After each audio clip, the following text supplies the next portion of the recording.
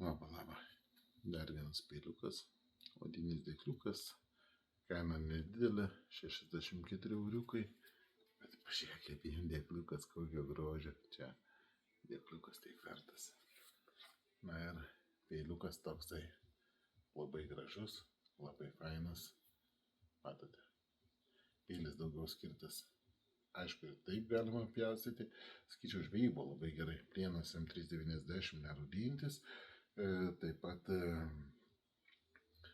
kas dirba, va taip iš rankos, svogūnai, česnakai, ten skusti, lūpti, pjaustyti, tai ypatingai geras žuvys, skruosti, va toksai, matote, koks grožis, aišku, sudėtinga čia, apšvietimas pas mane sunkus, bet va, mergaitė kokia graži, superinis peiliukas.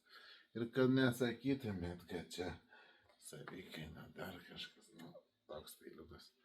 Žiūrėkit, čia bus, kažkas bus, čia bus 64 eurų, čia bus 15 eurų. Kas pirmas bus? Aš imu pirmam, tai 15 euriukų iki.